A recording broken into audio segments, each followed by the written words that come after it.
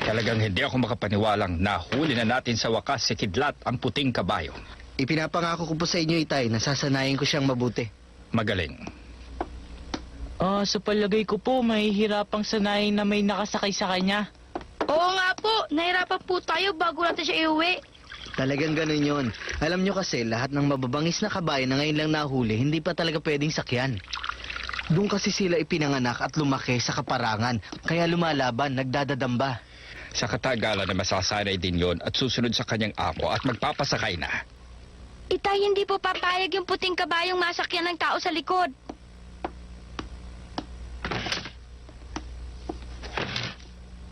Bakit? Iba po siyang kabayo. Kung tumayo po siya, ay matikas na para bang maharlika siyang kabayo. Ilang beses ko na bang narinig yan sa'yo, Benny? Kasi po, Itay, naramdaman ko po nang makita ko siya sa malayo. At nang inuuwi niya siya kahapon dito, mukha po siyang malungkot. At para po bang isa siyang taong nawala ng kanyang dangal. Ha? Baka naman naaawa ka lang sa kanya dahil napakaputi at napakaganda niyang kabayo. Benny, masyado ka na yata nagiging romantika. Sige, pwede niyo nang buksan.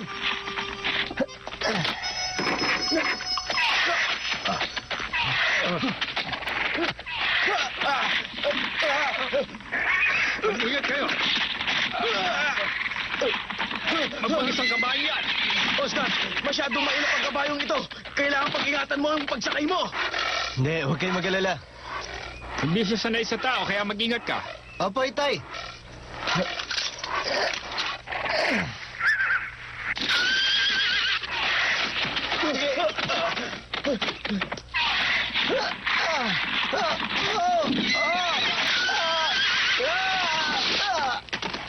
Oscar! Oscar! Oscar! Oscar! Oscar! Tulungan niyo kami. Oscar! Huliin niyo!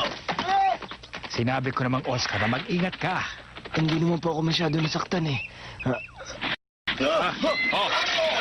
Dadana! Sandali po, Itay. Susubukan ko ulit. Basta tandaan mo, huwag mong hahawakan na mahigpit ang renda. Opo, nagkamali lang ako kanina.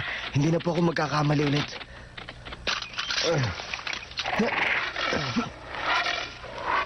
Ayan, ganyan nga, Oscar. Mag-ingat ka, Oscar!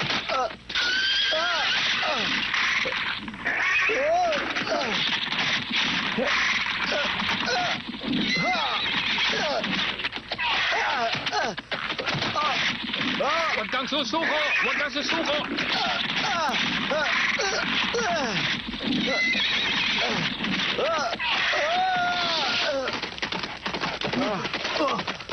Oscar! Oscar! Pag ganyang paraan na naman, dadamba na naman ang kabayo niyan. Mali kasi si Itay at si Oscar.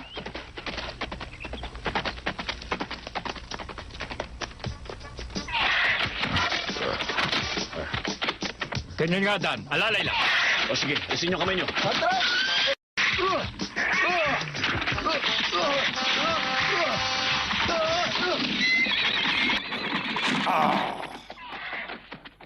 Darating!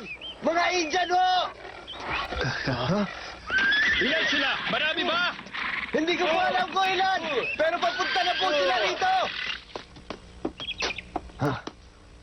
Ayun po sila, oh!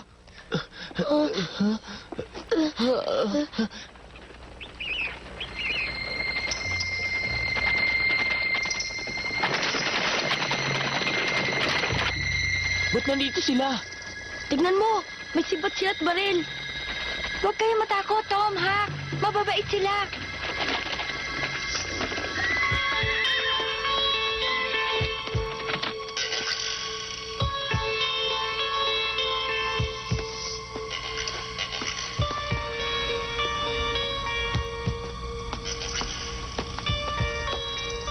Kumusta po kayo? Gusto kausap pinuno namin iyo, Ama. Ang aking pong ama? Sinira mo ang kasunduan natin, Hawk. Sinabi mong hindi ka tatawid ng hangganan. Bakit narito ka? Naparito kami para kausapin ka. Magsalita ka. Gusto pinuno namin puti kabayo.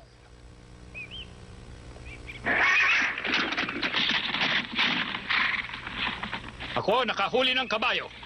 Ikaw bigay sa akin, puting kabayo. Bigay namin sa iyo marami itim kabayo. Hindi maaari. Ilan itim kabayo, kapalit? Hindi ko ibibigay yon kahit kanino. Bilang pinuno ng aming tribo, puti kabayo ang dapat sakyan. Umalis na kayo. Sasabihin kong muli ito. Kapag ikaw bigay puti kabayo, marami itim kabayo. Magbalik na kayo sa inyo, Hawk.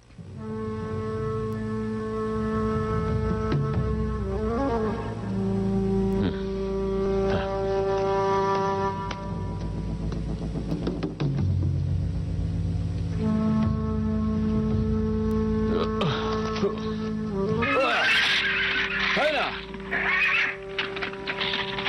Ang puting kabayo ay sa akin. Ikaw, tao lamang. Ako ay pinuno. Babalikan ko yan at kukunin. Tandaan mo! Kaya!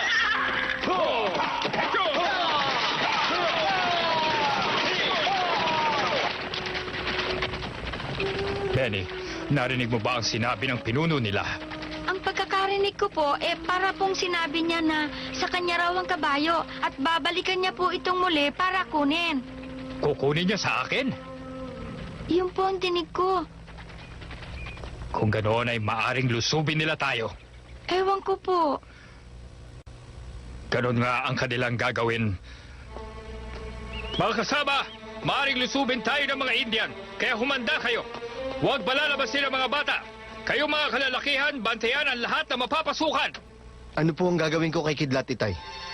Ilagay siya sa isang kulungan at bantayan.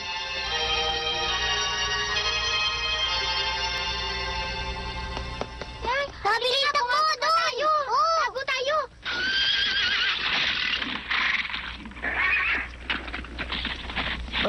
Lulusubin nga ba tayo ng mga Indian?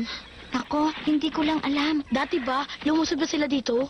Ang alam ko, doon sa bundok, maraming tao ang nilulusob ng mga Indian ngayon. Ano nang gagawin natin? Di makikipaglaban tayo sa kanila. Ha? Makikipaglaban? Palagay ko, hindi nila tayo lulusubin.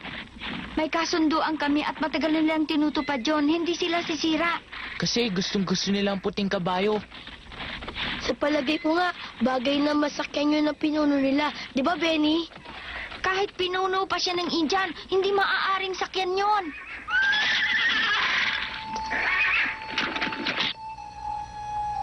Tumidilim na, pero hindi pa rin lumulusob ang mga Indian. Naiinip na ako Gabi na. Kung lumusob ang mga Indian, hindi sana tayo nainip. Ikaw talaga, kung lumusob, ano mangyayari sa atin?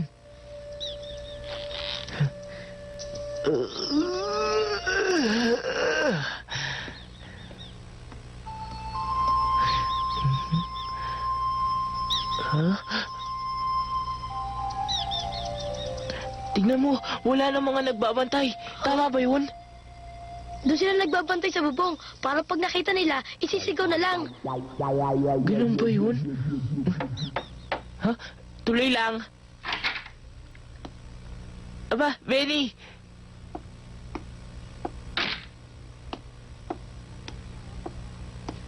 Handa na ba ang hapunan? Hindi pa. Inaayos pa ng inay. Bakit, Sid? Nagugutom ka ba ng lagay na yan? Kasi hindi kami makapaglaro sa labas. Naiinip ako, kaya nag-isip lang ako na makakain. Sid, lagi kang gutom. Kabaliktaran ka talaga ni Tom. Hindi gutom na nga rin ako eh. Aba, biglang naging pareho magkapatid. Oo nga. Teka nga, Ha? sino ka bang talaga, Sid?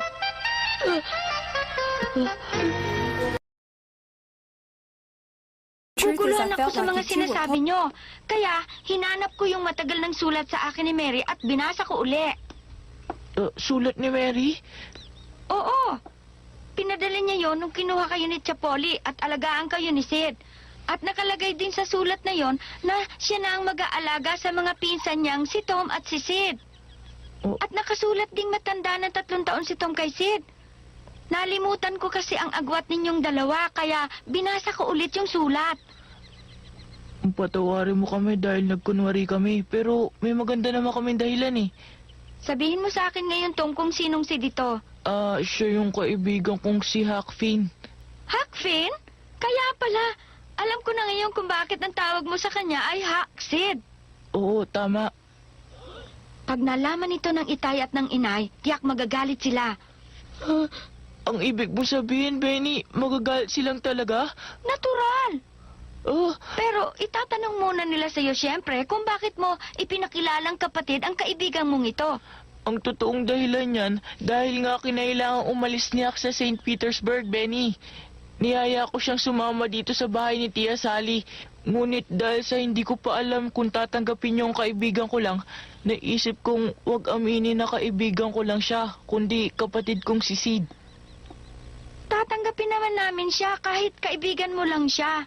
Nalaman ko nga agad yun nang dumating kami. Ngunit napahiya na kaming aminin ng lahat kaya inilihim na lang namin. Maaari bang ganun na lang, huwag mo na lang sabihin sa kanila. O sige, kung yun ang gusto nyo, hindi na ako magsasalita. Salamat. Malapit na rin naman kaming umuwi kaya hindi na namin sasabihin sa kanilang totoo. Alam nyo, sa palagay ko dapat kayong magtapat. Ayaw namin mapagalitan at ituring nilang mga sinungaling kaya huwag na lang kaya, Benny. O sige, papayag ako pero may hihilingin ako sa inyong dalawa. Sige. Meron akong ipagagawa sa inyo. Oo, gagawin ko. May kahirapan ito at mapanganib. Naiinip kami kaya kahit na anong panganib, pasasahihin kami. Magaling kong ganun. O ano na magagawa namin? Pakakawalan ninyo yung puting kabayo. Ano? Gusto kong maging malaya ang puting kabayo. Palayain niyo siya. Tulungan niyo ako para niyo ng awa.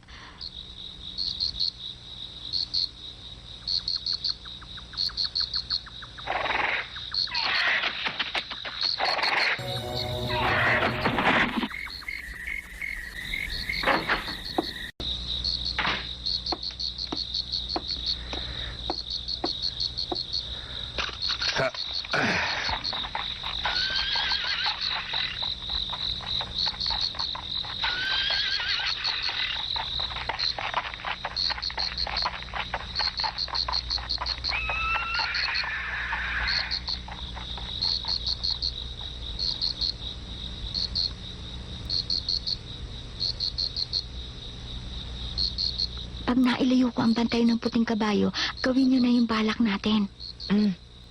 Doon kayo sa gawin yun. Baka tayo makita sa liwanag ng buwan. Baka barilin tayo at pagkamalang Indian. Basta lamang mag-iingat kayo. Panganib to. Doon kayo sa malapit sa kabayo.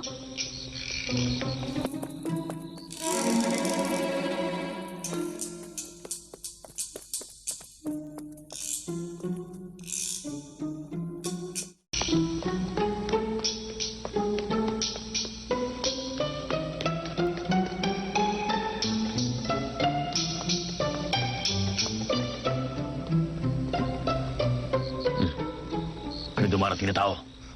May nakapasok bang Indian? Mahirap pangyari yon. Aba, si Benny yun ah. Oy, Dan! Bakit? Ano yun? May nakita ko. Anong nakita mo? Mga Indian. At saan mo naman nakita? Malapit sa kwadra. Sa may kwadra.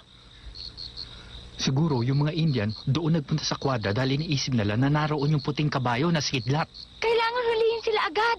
Sige, pupunta ka agad ako doon. Sige na. Hoy, dapat dalawa kayo mapanganib. Oh, bakit naman, Benny? Hindi mo mahuhuli kung nag-iisa ka lang. Oh, pero sandali. Sino magbabantay dito? Sandali lang naman siguro kayo doon. Hulihin niyo muna yung taong nakapasok doon sa loob ng kwadra. Oh, sige. Huhulihin muna namin yung mga tao nakapasok. Tayo na! Oo. Bilis!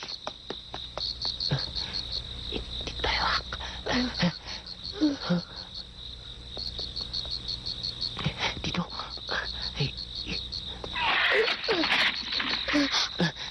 Pag tinanggal natin ang kahoy na nakaharang sa itaas ng bakod, maaari siya makatakas.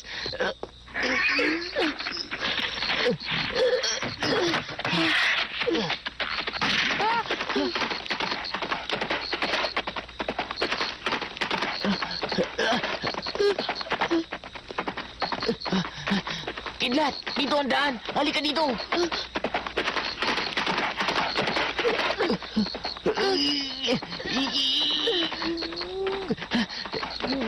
Ang hirap tanggalin ng kahoy, Tom. Ang bigat. Parang halinghing ni Kidlat yung narinig ko, hindi ba, Oscar? Oo nga ho. Naku, sana hindi na natin dito pinadaan. Ang hirap. Isang hirap ba, Tom?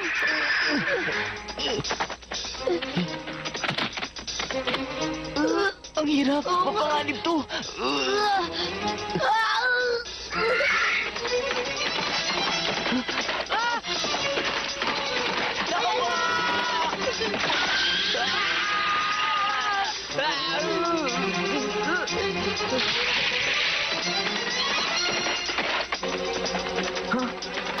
Ano yun? Tingnan nyo.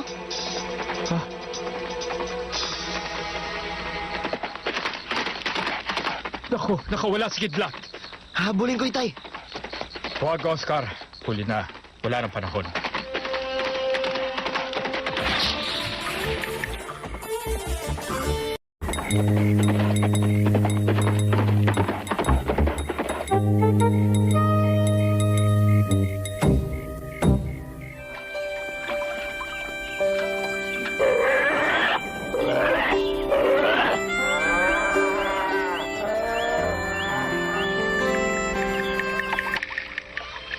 Paalam na, Tom. Paalam, Benny. Paalam, Sid. Paalam na, Benny.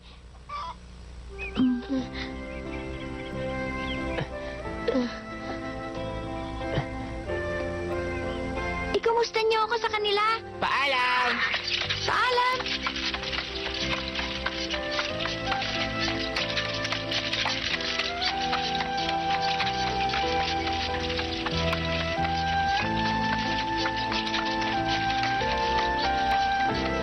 Salamat, Tom, Hak. 3 araw pagkaraang pakawalan namin ng puting kabayo, nagpaalam na kami sa Ferps Ranch. Naniniwala pa rin sina Tio Silas at Tia Sally na si Hak ang kapatid kong si Sid.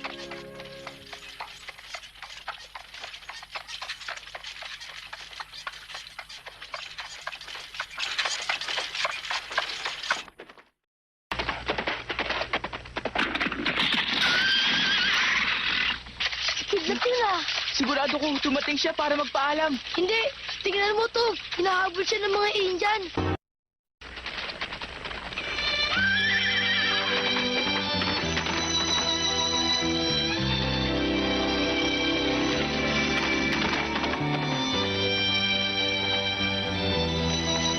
Tama lang na pinalaya natin siya. Paalam, puting kidlat!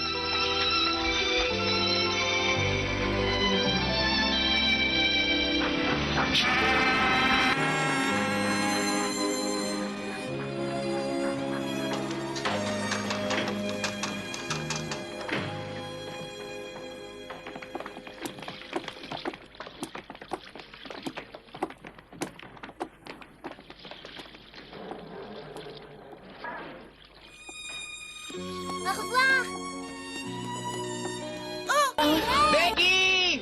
Uy, si Becky! Becky! Tom! Ha? Kamusta na kayo? Nagkataon lang ang pangyayaring sumakay si Becky sa steamship nang hindi namin binalak. Pagkakataon nga naman.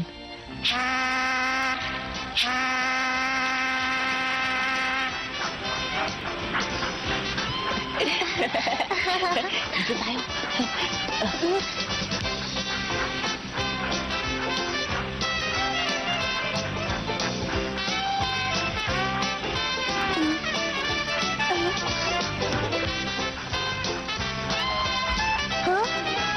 Ang pagbabalik namin ngayon ay mas masaya kaysa nung una.